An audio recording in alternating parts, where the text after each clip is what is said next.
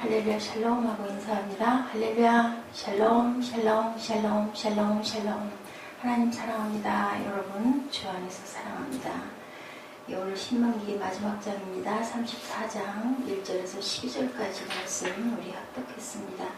모세가 모압 평지에서 느보산에 올라가 여리고 맞은편 비스가 산꼭대기에 이름에 야훼께서 길라도 온 땅을 단까지 보이시고, 이제 여기서 말씀하시죠. 이삭과 야곱과 아브라함과 이삭과 야곱에게 맹세하여 그의 후손에게 주리라 한 땅인데 내가 내 눈으로 보게 하였거니와 너는 그리로 건너가지 못하리라 하시네 하고 4절에 나타나 있습니다. 이에 야훼의 종 모세가 야훼 말씀대로 모압 땅에 죽었는데, 모압 땅에서 죽었는데 어디 장사기 그 골짜기 어딘가에선 죽었지만 묻힌 곳을 아는 자가 없다라고 이렇게 표기되어 있습니다. 6절에 보면 7절에는 모세가 죽을 때 나이가 120세였으나 그의 눈이 흐리지 아니하였고 기력이 쇠하지 아니하였더라. 아직 얼마든지 더 살아있을 수 있는 나이였는데도 하나님께서는 모세를 이제 그만해라 말씀하셨다라는 거죠. 그리고 모압 평지에서 모세를 위하여 애국하는 기간이 끝나도록 모세를 위하여 이스라엘 자손들이 30일을 애국했다. 이렇게 훌륭하신 분들 돌아가면 30일씩 애국을 한 그런 풍습이 있었다는 거죠. 9절에 모세가 눈의 아들 여호수아에게 안수하였으므로 그에게 지혜의 영이 충만하니 이스라엘 자손이 야훼께서 모세에게 명령하신 대로 여호와의 말을 순종하였더라. 이제 모세에게 여호수아에게 기름 부어주라 했거든요. 그대로 해서 이스라엘 백성들도 그 뜻에 순종했다. 그런데 10절에 보니 그 후에는 이스라엘에 모세와 같은 선지자가 일어나지 못하였나니 모세는 야훼께서 대면하여 하시던 자요.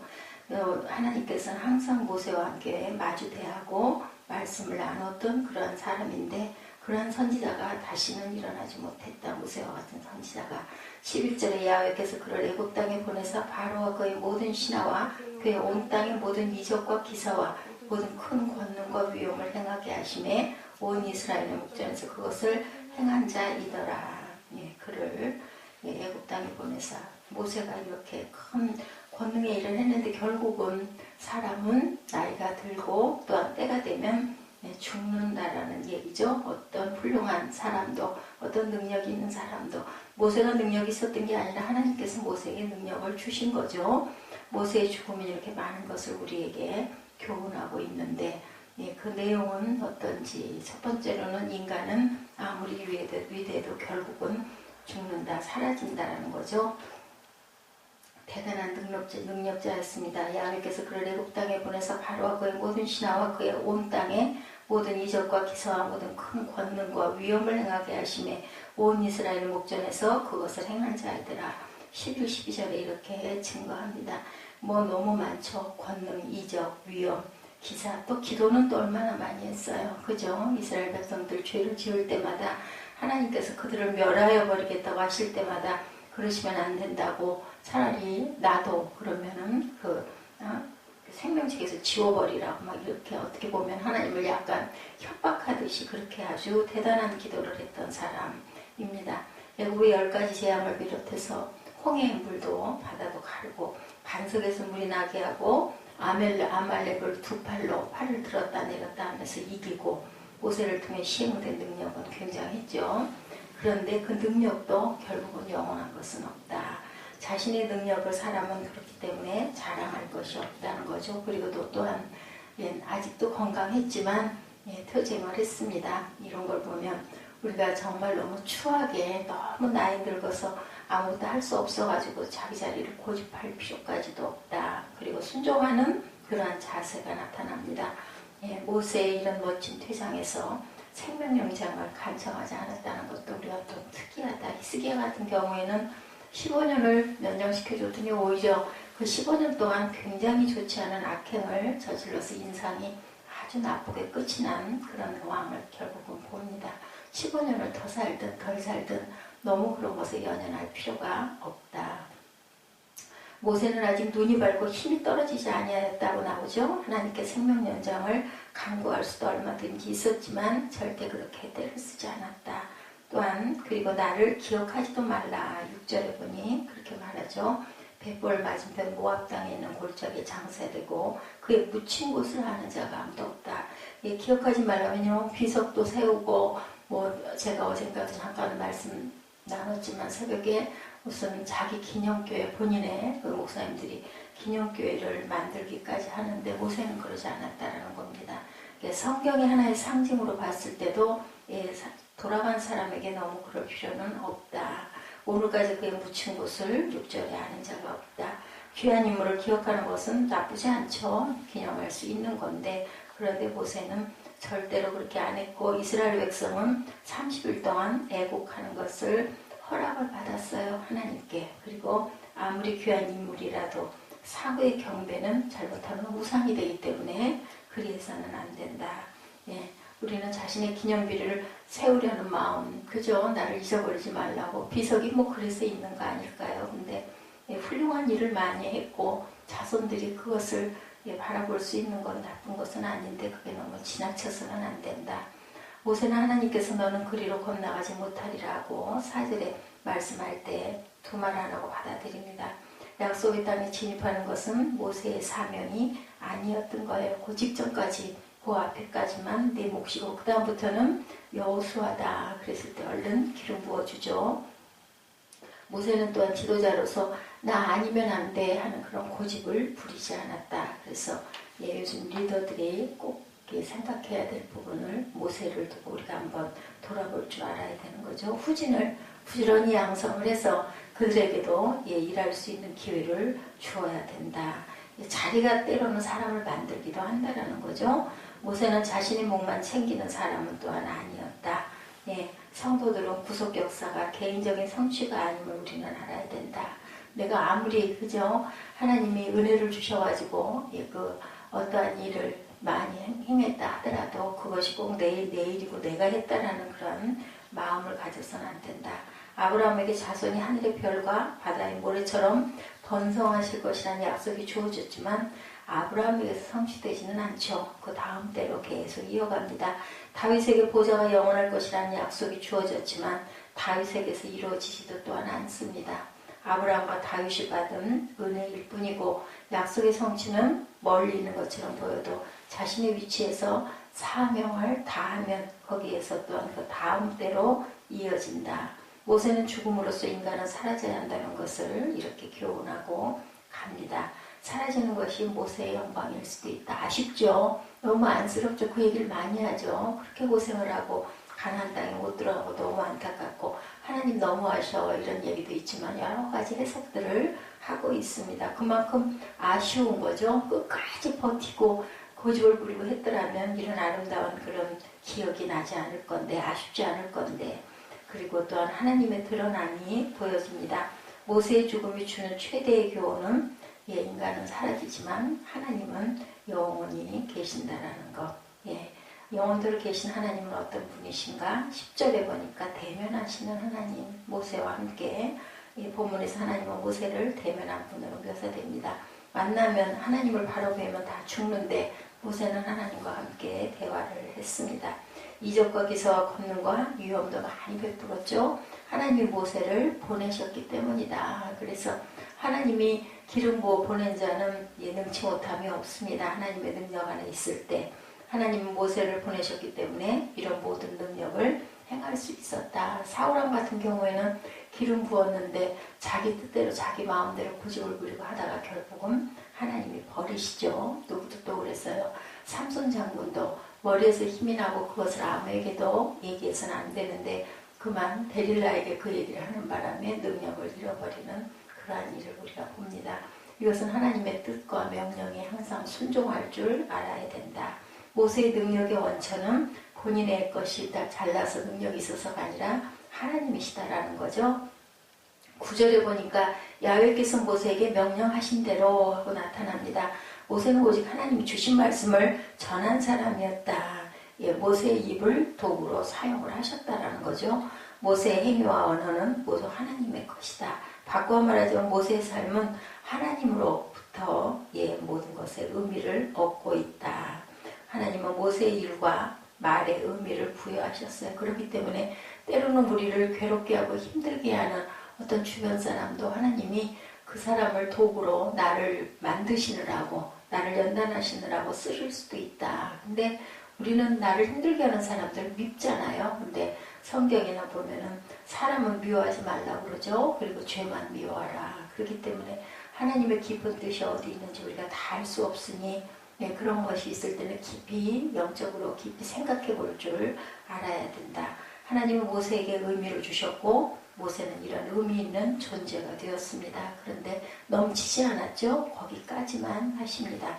이렇게 하나님께서 모세와 대면하셨다는 것 때문에 모세에게는 삶도 의미가 있지만 또한 죽음도 의미가 있었다. 그런 말들까지 많이 하죠. 너무 고생을 많이 해서 이제 너는 좀 그 자리에서 그만 쉬어라 했다고 사랑하셨기 때문에 이런 해석도 합니다. 또한 보이시는 하나님, 본문의 초두에 세 번 하나님이 보이셨다라고 이렇게 말씀하고 있는 것을 우리가 또한 문장에서도 볼 수가 있는데, 여호와께서는 길르앗 온 땅을 단까지 보이시고 1절에 소알까지 보이시고 내가 내 눈으로 보게 하였거니와 4절에 이렇게 표현되어 있습니다. 하나님은 모세에게 약속의 땅을 보이신 것으로 그쳤어요. 무리바 반석의 물 사건이 이에 대한 계기가 되었죠. 그것은 모세에게 한계를 주신 것을 의미한다. 하나님은 인간을 제한하시는 하나님이시기도 하다. 한계를 두시죠. 어디까지 갈 수 있게 해주질 않고 사람에게 모든 것을 다 주지는 않는 거죠. 왜냐하면 우리 마음속에 허세를 부리고 싶고 내가 다야, 내가 자랑하고 싶은, 오늘날 이 세상 사람들이 그런 부분들이 극대화되어 있죠. 아주 내가 하나님처럼 다 될 수도 있어 하는 아주 그런 오만과 절제할 줄 모르는 그런 마음들을 우리가 버려야 된다. 결국은 하늘 꼭대기까지 탑을 쌓자고 하다가 언어를 흩으시죠. 하나님께서는 하나님께 도전하는 자들을 그냥 놓치면 않습니다. 인간을 이렇게 제한하신 하나님은 만일 내게 엎드려 경배하면 이 모든 것을 내게 주리라. 마태복음 4장 9절에 사탄이 하나님과 달리 모든 것을 줄 수 있다고 허세를 부렸다는 것을 우리가 잊어버려서는 안 된다. 허세를 부리고 내 자랑을 하는 것은 사실은 하나님이 기뻐하시는 일이 아니라는 거죠. 사람에게 제한을 두시는 하나님, 그것이 바로 하나님의 은혜이고 우리는 또한 그 아래서 하나님의 날개로 우리를 덮어주시는 그러한 은총과 복 속에서 적당할 줄 알아야 된다. 아브라함과 아담과 하와가 그 부분을 어김으로 인하여서 하늘에서 추방을 당했다는 것도 우리가 기억해야 됩니다. 모세가 때를 썼다면 하나님께서 모세에게 가나안 땅을 조금이라도 밟는 은혜를 혹여 베푸셨을지도 모르지만 그것은 모세에게 유익이 되지 않았을 것이다 라는 겁니다. 아까 말씀드렸던 대로 히스기야에 중병 걸렸을 때 하나님께 눈물로 간구해서 15년을 더 얻죠. 열왕기하 20장 1절에서 11절에 나타나 있습니다. 히스기야가 15년을 살아서 특별히 좋았던 결과보다는 히스기야가 마음이 교만하여 그 받은 은혜를 보답하지 아니하므로 진노가 그와 유다와 예루살렘에 내리게 되었다. 역대하 32장 25절에 증거합니다. 차라리 히스기야에게 생명이 연장되지 않았던 것이 훨씬 후대 사람들이 기억할 때도 안타깝고 그리고 정말 훌륭한 시세를 했다라고 아마 칭찬을 받았을 거예요. 항상 이런 하나님의 약속을 우리가 굳게 믿고 갈 줄 알아야 된다. 4절에 하나님이 죽음을 앞에 둔 모세에게 확인시켜준 놀라운 사실, 그것은 가나안 땅이 족장들에게 약속한 땅이라는 사실입니다. 이는 내가 아브라함과 이삭과 야곱에게 맹세하여 그의 후손에게 주리라 한 땅이라. 하나님께서 그러죠? 가나안으로 가라고. 거기서 하늘의 별처럼 땅의 모래처럼 너희 자녀들이 번성하게 될 것이라고 아브라함 때부터 약속한 땅이 바로 그 가나안이다. 하나님이 말씀합니다. 하나님은 죽음을 앞에 둔 모세에게 족장들이 주셨던 가나안 땅에 대한 약속을 상기시켜 주시죠. 그리고 그 땅을 족장들의 후손에게 줄 것임을 또한 상기시켜 줍니다. 약속하신 분이고 또한 그 약속을 지키시는 분, 성취하시는 하나님이다. 모세의 죽음으로 교훈하시고자 한 것은 하나님의 약속과 성취의 하나님이라는 것을 누구를 통해서? 사람을 통해서. 하나님이 하실 수 있어요. 그죠? 뚝딱. 근데 꼭 하나님께서는 사람을 통해서 오병이어의 기적도 그죠? 어린아이의 도시락을 통해서 주십니다. 그냥 못하셔서 그렇게 하신 게 아니거든요. 왜냐하면 선택의 기회를 주는 거죠. 자발적으로 본인이 나서서 그것을 했을 때 그걸 가지고 축복을 해주시는 하나님이다. 성취해주시는 하나님의 방법은 네가 선택을 해라. 항상 이렇게 말씀하죠. 신명기를 왜 마지막 단락에서 이런 결론에 도달했을까? 특별히 목적이 있는 것처럼 보이죠. 마무리하는 단계에서 10절에 이후에는 이스라엘의 모세와 같은 선지자가 일어나지 못하였다라고 이렇게 말씀하는 목적이 모세와 같은 선지자를 바라보게 하기 위함이다. 이미 앞에서 장차 자신과 같은 선지자가 올 것이라는 예언을 했어요. 내 하나님 야훼께서 너희 가운데 내 형제 중에서 너를 위하여 나와 같은 선지자 하나를 일으키시리니 너희는 그의 말을 들을지니라. 신명기 18장 15절에 모세가 얘기합니다. 근데 하나님께서도 모세의 예언을 확정하셨어요. 내가 그들의 형제 중에서 너와 같은 선지자 하나를 두리니 내가 그에게 명령하는 것을 그가 무리에게 다 말하리라고 18장 18절에 이렇게 말씀합니다. 하나님은 모세를 통해 메시아를 바라보게 하셨다라는 거죠. 따라서 모세의 죽음은 메시아 예수 그리스도를 대망하게 하는 교훈을 지니고 있다라고 우리가 해석합니다. 놀랍게도 모세의 죽음과 관련하여 메시아에 대한 약속과 성취가 아울러서 그 성취되는 것, 이런 것으로 봤을 때 하나님의 약속과 성취는 절대로 1.1획도 변함도 없고 바뀌는 일이 없다. 모세의 죽음에서 두 가지 교훈합니다. 인간은 사라지고 하나님께서는 영원하다. 이 교훈 앞에서 우리는 나를 비롯해서 인간에게 절대로 연연하지 말아라. 두 번째로 인간은 사라져도 하나님의 구속 역사는 계속 성취된다는 것을 우리가 알죠. 죽음을 앞두고 있는 모세가 말하고 싶었던 것은 창세기의 끝에서 요셉이 했던 말을 모세가 빌려서 말합니다. 34장 4절에 야훼께서 그에게 이르시되 이는 내가 아브라함과 이삭과 야곱에게 맹세하여 그 후손에게 주리라 한 땅이라. 내가 내 눈으로 보게 하였거니와 너는 그리로 건너가지 못하리라 하시매. 모세는 자신의 신앙을 요셉의 입을 빌려 말합니다.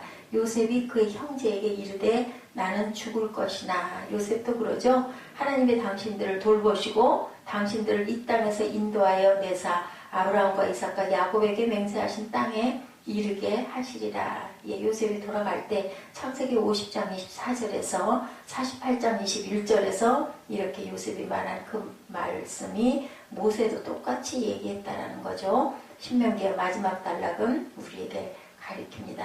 인간은 사라지지만 하나님은 영원하시고 하나님의 성취는 또한 1.1획도 변함이 없이 영원히 이루어진다. 그게 누구든 하나님께서는 반드시 성취하신다라는 것을 우리가 이 부분에서 깨달아 알고 하나님께서는 영원하신 하나님의 뜻과 구속 역사를 계속 오늘도 쓰고 가고 계신다. 그래서 사도행전 29장이라는 그러한 이야기를 우리가 하고 있습니다. 지금도 일어나고 있죠. 출애굽이 지금도 일어나고 있는, 이스라엘 백성들이 아직도 다 돌아가지 않은 세대들이 이스라엘로 돌아가고 있다라는 그러한 그 증거를 우리가 가지고 있습니다.